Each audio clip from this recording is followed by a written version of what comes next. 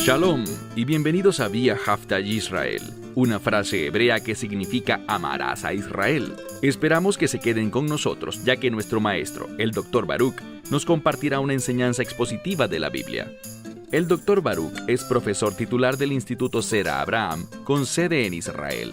Aunque todos los cursos en el instituto se imparten en hebreo, el Dr. Baruch se complace en compartir esta enseñanza en inglés con doblaje al español. Para más información, visítenos en amarasaisrael.org o descargue nuestra aplicación móvil Mi Estudio Bíblico. Aquí está Baruch y la lección de hoy. Sabemos que en la profecía de Oseas se habla de un concepto muy importante, y me refiero al matrimonio. Sabemos bíblicamente hablando que el matrimonio es un pacto. Es un pacto que se establece no solo entre un hombre y una mujer, sino que ante todo es un pacto entre Dios y el hombre, entre Dios y esa mujer. Y juntos, a medida que cada una de esas partes se acercan a Dios, también se acercan entre sí. Es un pacto bíblico que sirve como base para entender la relación matrimonial. Según las Escrituras, cuando un matrimonio comienza, se inicia con una etapa especial. ¿Cuál será? Bueno, probablemente una palabra en español antiguo sería desposorio. En español moderno diríamos compromiso. Es muy significativo que probablemente los 2 o 3 pasajes más famosos en las Escrituras que provienen de Oseas son la porción que vamos a leer al final del capítulo 2. Específicamente guardé estos versículos para este momento porque forman una conexión con ese gran capítulo del libro de Oseas, el capítulo 3. Dicho esto, toma tu Biblia y ve conmigo al libro de Oseas, capítulo 2, y vayamos a donde quedamos la semana pasada, en el verso 21. Hoy, en este pasaje de la Escritura, vamos a ver que Dios le está haciendo una promesa a su pueblo.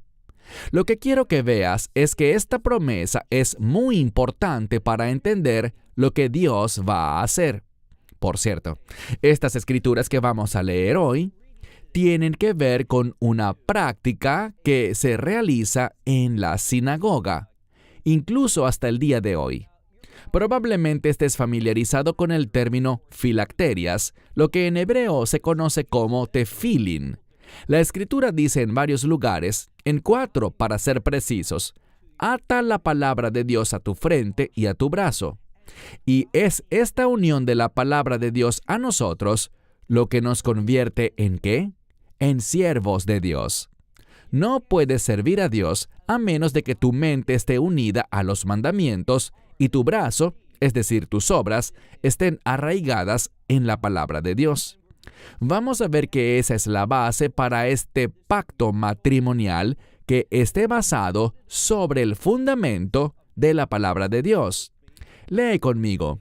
Y de nuevo estamos leyendo en Oseas capítulo 2, que en hebreo es el verso 21, pero en español es en realidad el verso 23.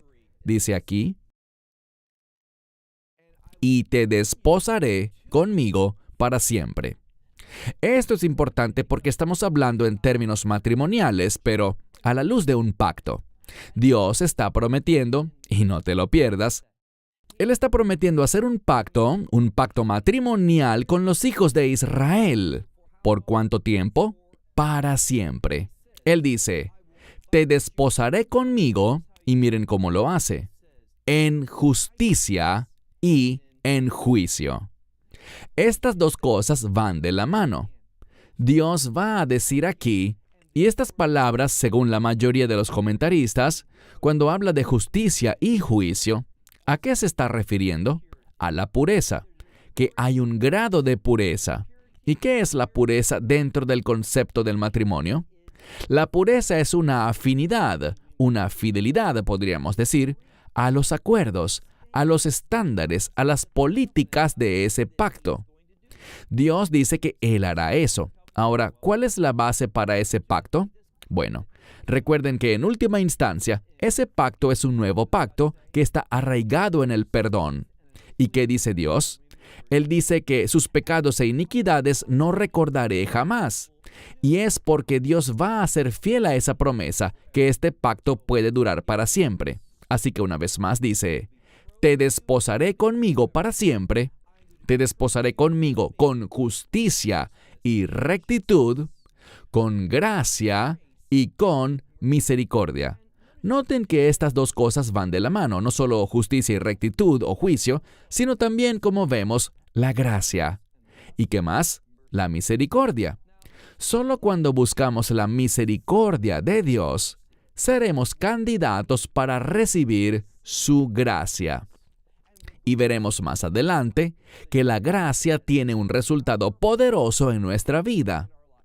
Así que una vez más dice, te desposaré conmigo en justicia y rectitud, en gracia y misericordia. Y dice el siguiente verso, te desposaré conmigo en fe. Bien, una vez más debemos hacer una pausa y entender qué quiere decir cuando dice en fe. Como hemos dicho muchas veces, la palabra fe proviene de la misma palabra hebrea de la cual proviene la palabra verdad. Así que la fidelidad es cuando nos comportamos de acuerdo con la verdad de Dios. Y la verdad es el parámetro de esta relación de pacto. Así que la base para esta relación matrimonial con Dios es justicia y rectitud, gracia y misericordia. Todas estas cosas están fundadas en la verdad de Dios. Eso es lo que Él nos promete. Y finalmente dice, al final de esta sección, lo siguiente, y conocerás al Señor. En cuanto al verbo conocer, existen dos palabras en hebreo para el concepto de conocer. Una es la akir, que simplemente significa saber que algo existe. Cualquiera puede saber, solo al ver la creación, que Dios existe. Pero esta no es la palabra la'akir, sino la palabra ledat. ¿Qué es eso? Conocer de una manera íntima y personal. Dios está diciendo aquí que a través de estas cosas, de este pacto milagroso, nosotros vamos a... Y la palabra ledat et Hashem significa que vamos a experimentarlo a Él. Así que te pregunto, ¿tu relación con Dios está basada en la verdad de su pacto? ¿Está arraigada en la gracia, en su perdón que has buscado y suplicado? ¿Eres un receptor de su misericordia? ¿Ves tú su justicia y su rectitud manifestándose en tu vida? De eso se trata una relación de pacto. Así es como una persona demuestra que conoce a Dios y que Dios lo conoce a él. Pasemos al siguiente verso. ¿Cuándo en última instancia va a suceder esto para los hijos de Israel? ¿Cuándo van a experimentarlo? Bueno, una vez más entramos en un contexto de los últimos días. ¿Por qué lo digo?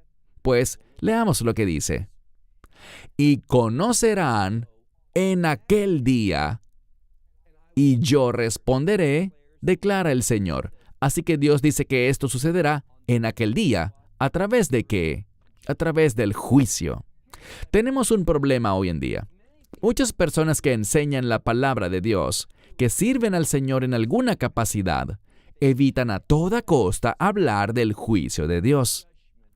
Pero cuando vemos la profecía, cuando miramos lo que debemos saber para estar preparados para los últimos días, descubrimos que el juicio y el arrepentimiento son enseñados con mucha frecuencia entre los profetas. ¿Por qué? Porque eso nos prepara, o dicho de otro modo, eso nos posiciona en un lugar donde podremos ser transformados y estar listos para el reino de Dios. Así que te pregunto, ¿estás listo para ese reino? ¿Has comprendido la gracia y la misericordia de Dios? ¿Estás siendo un ejemplo de su recto juicio? ¿Eres alguien cuya vida ha sido edificada sobre la verdad de Dios? Si es así, entonces conoces a Dios y Dios te reconocerá en aquel día. Verán, habrá un gran número de personas que pensarán que todo está bien con ellas. Tienen una falsa esperanza. ¿Y qué les dirá Dios ese día? Ellos estarán delante de Él y Él les dirá: apártense de mí, porque nunca los conocí, hacedores de maldad. ¿Qué significa eso? Que son personas no arrepentidas. ¿Y sabes otra forma en la que podemos decir persona no arrepentida? Podemos decir rebeldes. Hasta este momento, esta mujer, Gomer, y este pueblo de Israel son un pueblo no arrepentido. Y una de las cosas que estamos viendo es una estrategia doble de parte de Dios. Dios habla, y lo que vemos es una especie de ciclo en el libro de Oseas. Él habla una y otra vez sobre los pecados de Israel, sobre su juicio por esto. Pero apenas pronuncia estas palabras de condenación, ¿qué es lo que sucede? Él se vuelve y comienza a hablarles con amor, con perdón, con un llamado a recibir su gracia y su misericordia. Así que son estas dos cosas las que obran sobre el alma de un hombre para producir una transformación, para convertir ese corazón de piedra en un corazón de carne. ¿Qué significa eso? Un corazón que responde a Dios.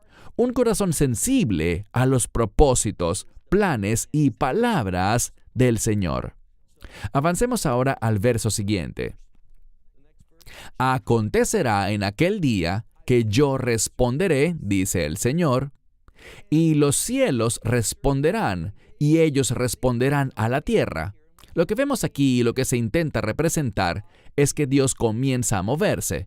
Él responde, y luego lo hacen los cielos, y luego la tierra y va más allá.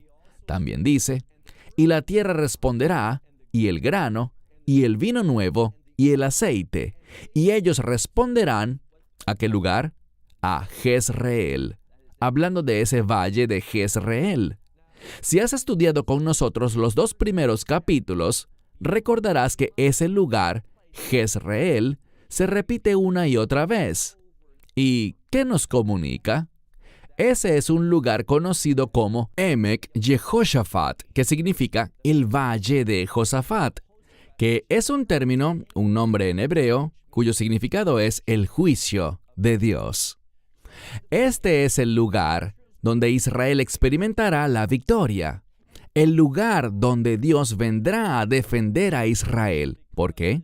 ¿Porque acaso Israel lo merece? ¿Porque se han ganado el respaldo de Dios? Absolutamente no. Israel, hasta el mismísimo final, estará sumida en pecado, tal como lo vemos en Ezequiel 37. Pero debido a su relación de pacto con Dios, Dios se moverá en el valle de Jezreel y reconocerá a su pueblo de pacto. Ellos lo mirarán a Él y se producirá un gran día de transformación, un gran día en el que ellos se convertirán en receptores de la misericordia de Dios, una misericordia que los transformará en su pueblo del pacto. Así que leemos aquí, mira de nuevo, dice, y en aquel día ellos responderán, ¿dónde? Al final del verso dice, en Jezreel, y luego agrega, porque, y es un juego de palabras, ¿qué significa Jezreel? Yo, o sea Dios, los plantaré. Y por lo tanto lo que leemos aquí es, y yo la plantaré para mí, ¿dónde? En la tierra. Ese es un verso importante porque nos dice que Israel no será devuelto a su tierra estando en la fe. Es decir, no es que los hijos de Israel vayan a llegar primero a la fe en la verdad de Dios y que como resultado de eso, Dios los regresará a su tierra. Eso no es lo que revela la Escritura, todo lo contrario. Él dice que en pecado, en impureza, en impiedad y sin santidad, Él guardará el pacto, y que Él, como resultado de su misericordia, reunirá al pueblo y lo traerá de regreso a su tierra. Allí Él los plantará. Y eso es lo que significa Jezreel. Dios los plantará allí y luego, como resultado de su fidelidad, ellos lo van a reconocer a Él. Así que dice, yo la plantaré para mí, enfatizando esta relación, en la tierra. Y luego añade lo siguiente: tendré misericordia de la que no recibió misericordia, esta es lo Ruhama, y le diré al que era lo Amí, es decir, al que no era mi pueblo, dice, le diré, mi pueblo es él. ¿Y qué responderá el pueblo? Mi Dios. ¿De qué estamos hablando aquí? ¿Qué es lo que producirá este cambio en Israel? Bueno, podemos regresar a una verdad bíblica. Es probablemente el elemento más precioso en toda la creación de Dios. Está relacionado con la gracia de Dios y me refiero al concepto de la redención. Ahora pasemos al capítulo 3. Libro de Oseas, capítulo 3. Allí vamos a ver, en mi opinión, uno de los capítulos más grandiosos de toda la Biblia. ¿Y de qué habla? Habla de la fidelidad de Dios hacia su pueblo, su fidelidad para redimir. Ve conmigo al capítulo 3, verso 1. Y el Señor me dijo, de nuevo, ve y ama a una mujer que es amada por otro, es decir, que tiene otro compañero, el cual es un adúltero. Así que nada ha cambiado. Dios le dijo a Oseas, en el capítulo 1, ve y cásate con esta mujer prostituta. Sé bondadoso con ella, ámala, sé un esposo fiel, provee para ella, todas estas cosas buenas. Y Oseas hizo justo eso. ¿Cuál fue el resultado? A pesar de todo este amor fiel, estas cosas buenas que él proveyó, ¿qué hizo Gomer? Se volvió y se rebeló contra él, y se volvió a sus antiguos amantes.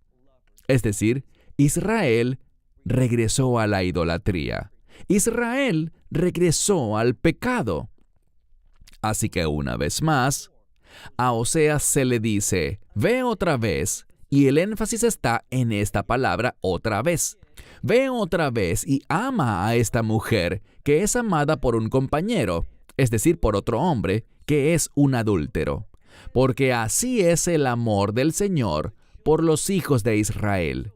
Entonces Dios, y esto no debería sorprendernos, Dios está usando esta relación como una ilustración para enseñarnos sobre su amor.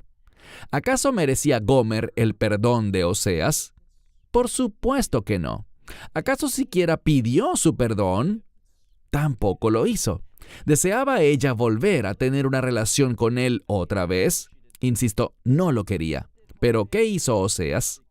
En obediencia a la palabra de Dios, y no pierdas de vista el poder de la palabra de Dios y cómo la palabra profética de Dios produce cambios. Él le dijo, ve y ámala, porque esto va a revelar y enseñar mi amor por los hijos de Israel, porque ellos se han vuelto a otros dioses, porque ellos, dice aquí que ellos aman el frasco de uvas. El frasco de uvas no es más que un modismo que quiere decir vino. Está hablando sobre la necedad y la frivolidad de la idolatría. Verán, el culto idólatra no solo consistía en hacer sacrificios y eso era todo. Ellos hacían sacrificios y como resultado de estos sacrificios había todo tipo de comportamientos, todo tipo de acciones que el pueblo realizaba y todo eso gratificaba su carne. Por eso la idolatría era algo tan apetecible.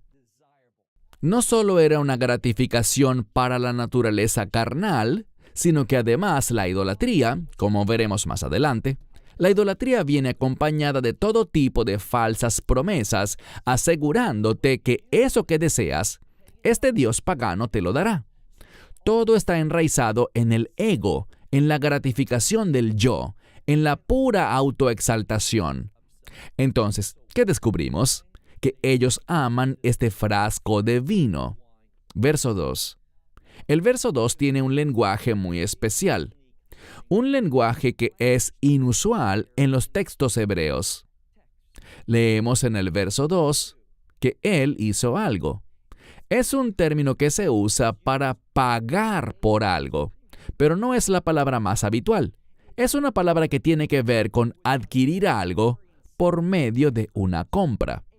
Es una palabra que es sinónima de redención, pero lo que ella enfatiza es el sacrificio que se hace por parte de esa persona para que ese algo sea redimido. Eso es lo que se le ordena hacer a Oseas. ¿Y qué hace él? Leemos. Yo pagué 15 piezas de plata. Fíjense en este número 15. El número 15, en hebreo, está relacionado de manera especial con Dios. Entonces, él pagó 15 piezas de plata y luego dice un homer de cebada y otra medida que se describe aquí como un letej de cebada. Y me dirás, ¿qué significa eso? ¿Por qué está eso allí?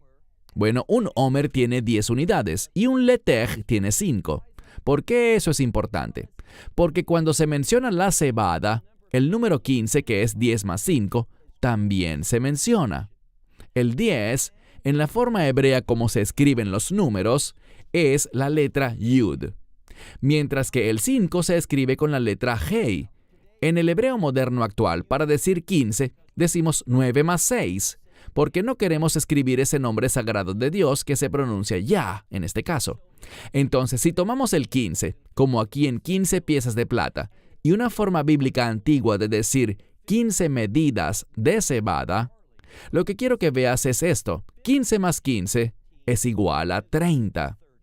¿Por qué es tan importante el número 30? Porque el 30, según la numerología hebrea, es un número relacionado con la muerte. Si eres sabio, me dirás, ¿puedes probarme eso en la Escritura? Claro que sí. Piensa en Yeshua por un momento. ¿Cuál fue el precio que se pagó a Judas con el fin de entregarlo a las autoridades para que lo llevaran ¿a qué? A la muerte.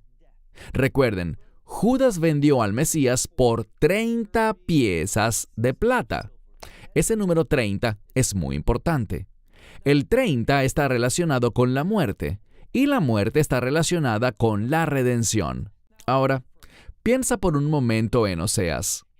Aquí está este hombre de Dios que es estimado como un hombre piadoso, un hombre justo. ¿Y qué le ordena Dios a este hombre que ha pasado toda su vida construyendo esta intachable reputación? Esto es lo que le ordena. Ve y cásate con una prostituta. Solo imagina que él llega a su casa y le dice a sus padres, «Papá, mamá, estoy comprometido». ¿Con quién te vas a casar, hijo? Bueno, ya sabes, con esta mujer Gomer. ¿Con la ramera? ¿Tú? ¿El hombre de Dios, el profeta de Dios? ¿Te vas a casar con ella? Eso no está bien. Lo siento, papá, pero esto es lo que Dios me está diciendo que haga. Y luego él va y la ama fielmente, le ministra, le enseña la verdad. ¿Y qué pasa? Luego de tener los primeros hijos, 3 hijos, ¿qué significa el 3? Revelación. Ella comienza a revelar una vez más su verdadera naturaleza rebelde. Ella se aparta de todo el amor puro, justo y fiel que Oseas le dio. ¿Para qué? Para volver a la idolatría. ¡Qué vergonzoso debió haber sido esto para Oseas! ¿Y ahora qué dice Dios? Dice, quiero que vayas y lo hagas de nuevo. Ahora, ¿por qué el número 30? Bueno, el contexto es este. Gomer está acabada. No tiene nada. ¿Recuerdan el capítulo anterior? Dios había cerrado sus opciones y cuando quiso volver a sus antiguos amantes, fue detenida en seco. Dios la hizo repulsiva. ¿Recuerdan esa palabra que se usa para describir aquello que es repulsivo? Refiriéndose a un cadáver moribundo, a ese hedor de un cadáver en descomposición, pudriéndose en el camino. De eso habla el texto. Ella quedó sola. Nadie la quería. Esto es lo que quiero que veas. Oseas podría simplemente venir y decir, ella es mi esposa, y tomarla de vuelta. Pero no lo hizo. ¿Qué hizo? Él pagó por ella. Pesó 15 piezas de plata y 15 medidas de cebada.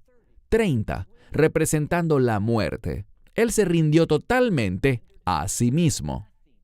No se preocupó por la humillación ni por la vergüenza. Él la redimió con el precio adecuado, con una dote apropiada. Él pagó el precio completo por ella. ¿Por qué? Para demostrar su amor por ella. Y eso es lo que Dios está diciendo. Él pagará el precio completo para redimir a Israel y para redimirte a ti y a mí. ¿Cuál es ese? La sangre del Mesías Yeshua. Él dio lo mejor de lo mejor. No se preocupó por la vergüenza que le caería encima cuando el Mesías estaba en la cruz, desnudo, siendo rechazado y burlado. No se preocupó por eso, porque su mayor preocupación era demostrar su amor por nosotros, y eso es lo que hizo Oseas. Pasemos al verso 3. Dile a ella, por muchos días te sentarás y me esperarás, y no te prostituirás, y no serás de otro hombre, y después de eso, yo también te esperaré. ¿De qué está hablando aquí? Bueno, Israel hará algo. Israel, después de la redención, aquí está la clave, después de la redención de Israel, vendrá un periodo de tiempo. ¿Qué tan largo será ese tiempo? ¿Como para que Israel no se involucre en la idolatría? Ahora, piensa un momento. El judaísmo no es perfecto. El judaísmo tiene muchos problemas, pero el judaísmo todavía es asociado, desde la destrucción del segundo templo en el año 70 después de Cristo hasta ahora, el judaísmo aún es visto como una religión que adora al Dios de Israel. El judaísmo no es visto hoy como una religión idólatra. No es perfecto, no camina en la verdad, pero no forma parte de la idolatría. De esto habla el verso 3. Y dice, por muchos días, los hijos de Israel estarán sin rey, sin líder, sin altar, es decir, sin sacrificio, sin monumento, es decir, sin templo, sin efod ni terafim, es decir, sin un sacerdocio activo. ¿Y qué pasará?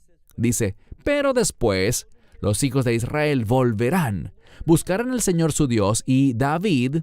¿De qué David estamos hablando? Este no es David el hijo de Isaí, sino David, el hijo de David, es decir, el Mesías. A él se refiere este verso. Y temerán al Señor y su bondad. ¿Qué significa temer su bondad? Desear su voluntad. Hay una relación entre la palabra bueno y la voluntad de Dios. ¿Y cuándo sucederá todo esto? Sucederá en los últimos días.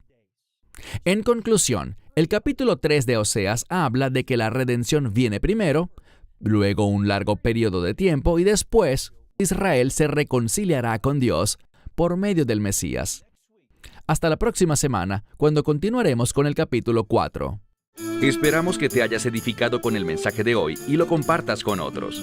Te invitamos a seguir nuestros estudios cada semana por este canal y por el portal de YouTube de Amarás a Israel. También puedes descargar nuestra aplicación móvil gratuita, Mi Estudio Bíblico. Finalmente, para obtener más información sobre nosotros, visita nuestra web amarasaisrael.org, donde encontrarás otras conferencias de Baruch en audio, video y texto. Hasta el próximo programa. Que el Señor te bendiga en Yeshua HaMashiach, Jesús el Mesías, mientras caminas con Él. Shalom desde Israel.